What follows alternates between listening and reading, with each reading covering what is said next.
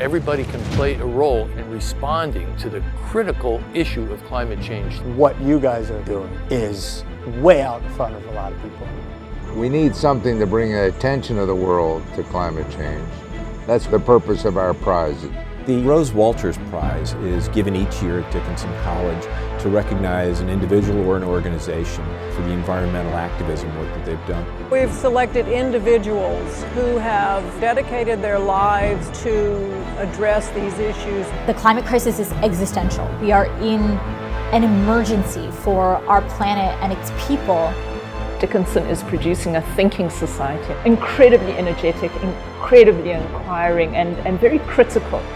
My impressions of Dickinson's sustainability is so impressive, so heartfelt, so encouraging. I'm absolutely blown away by the commitment of the students, the faculty to enlighten, to enhance a better world for us all. If we don't address it in a major way soon, it may be too late.